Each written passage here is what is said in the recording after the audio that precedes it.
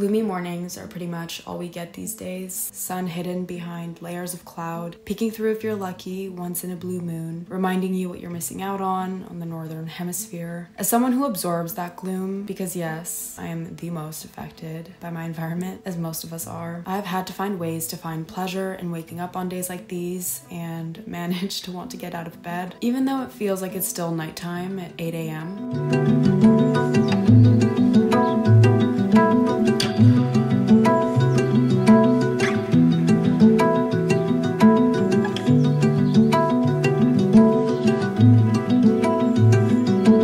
4 years, my primary motive to get up in the morning has been to enjoy my matcha. In high school, I'd wake up a tad earlier just to have one, and high school me would have done anything for a lick of sleep. Not to mention, I would wake up 10 minutes before I'd have to leave, which only gave me enough time to slip into my uniform and brush my teeth. Gotta love going to an all-girls school. That should tell you how much I love it. My love for matcha is what fuels my love for mornings. As crazy as that may sound, the ritual of making it and sipping on it throughout the morning just makes me happy. Simple as that. I use Gold or David's Tea pure matcha powder, mix it with room temp water until it froths a bit and is completely diluted, and then I froth my soy or oat milk and top it all with some brown sugar.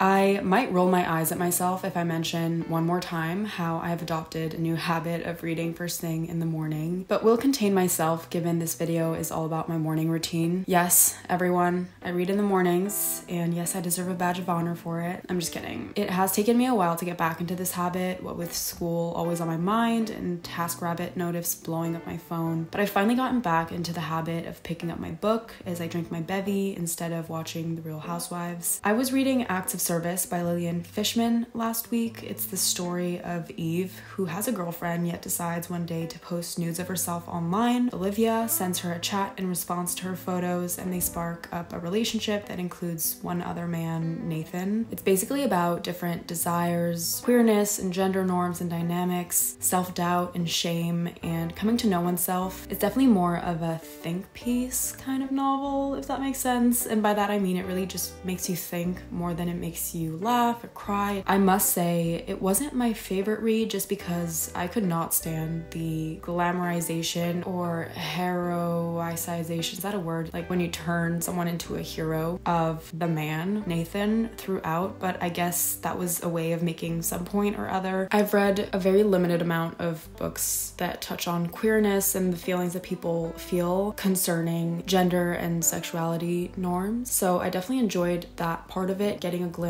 into the mind of someone who is struggling with their bisexuality, I guess. Not to label because I'm not sure if she was, but just struggling with her relationships with men and women and comparing the two. So for that, I'm happy I read it, but the guy, the way that he is just put on this pedestal by the women drove me crazy. And I'm sure there is a deeper point to be made about that, but it really, really bothered me. And I got annoyed at the characters a lot, which is never fun when you're reading a book. One thing I did like that Eve definitely talked a lot about, she describes herself as the beauty norm and reflects a lot about how she feels. She has a timer on that until her body is no longer youthful and I guess desirable in some ways. That part of the book really resonated with me, not because I'm necessarily grappling with an aging body just yet, but there is definitely that, I don't want to say fear, it's just part of the feminine experience. Growing up in this world, so much of my value I feel like has been associated with looks. I've always kind of struggled with that fear that time is running out and what happens when people, I don't know, treat me differently when I'm older. It's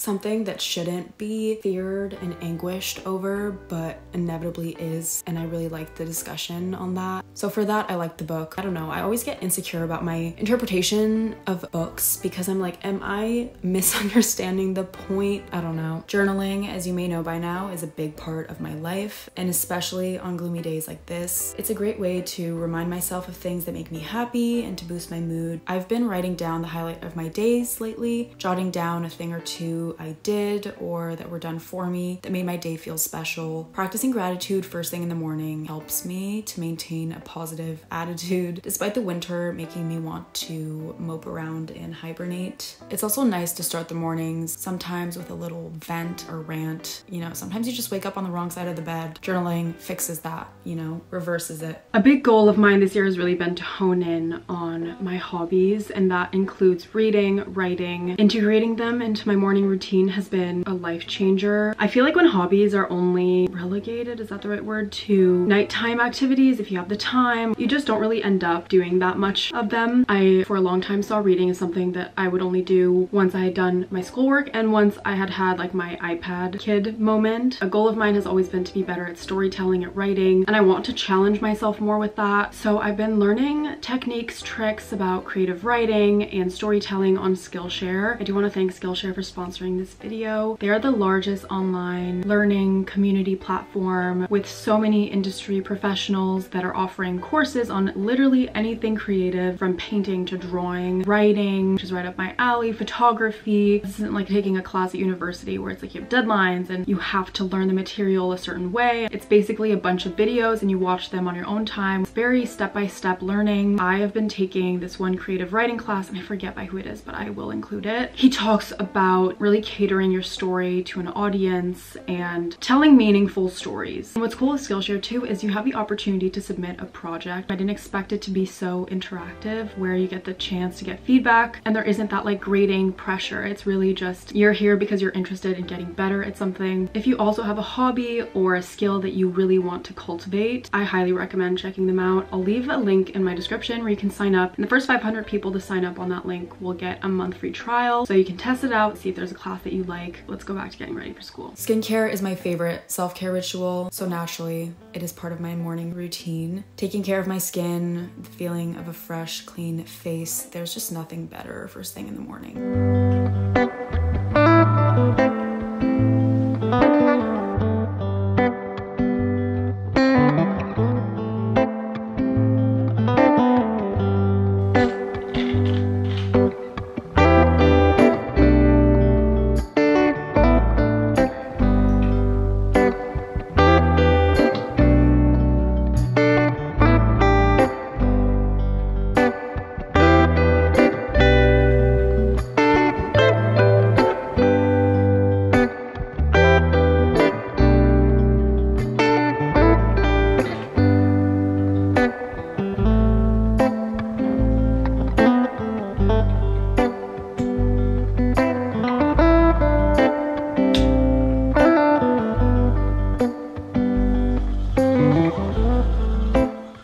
Then comes time to get dressed, and although this should be fun, my style in winter suffers. I spend so much time staring at my dresser only to grab the same jeans I wear every single day and a long sleeve shirt. Some days that's just all the effort you feel like putting into getting dressed, and that is fine. I've been really challenging myself to dress up more, but I don't know. I constantly feel like I need a closet revamp, and it's making me realize I'm not investing in the right things. I need to get out there, get accessories, get some basics. Enough is enough.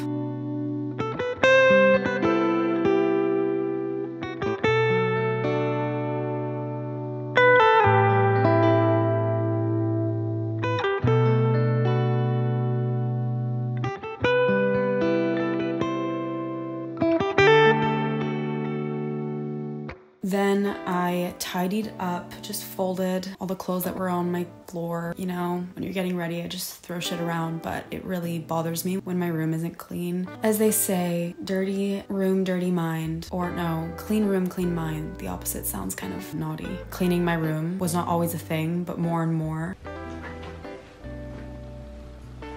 and I made my bed this day, which is not a recurring event. I've been told many times that I should, and that people who don't make their beds don't become millionaires or something. I need all the help I can get. I'm kidding. Not that that should be a driving force, but I feel like it should be something I do as a 21-year-old girl. I am ending my morning routine with breakfast, the most important meal of the day and probably my least favorite.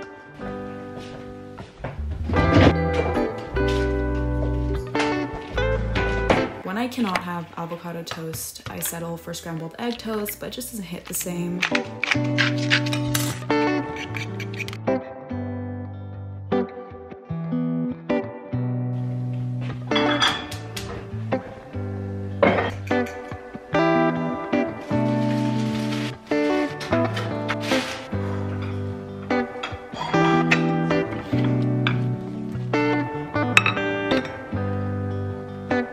The one thing that has made me love breakfasts more has been this hot sauce I'm obsessed with, so I guess that's my tip. Find your sweet spot sauce if you're also a breakfast food hater and just throw it on everything. It makes it bearable. I'm kidding, just makes it better anyway. Thank you for watching. I hope you enjoyed and I'll see you next week.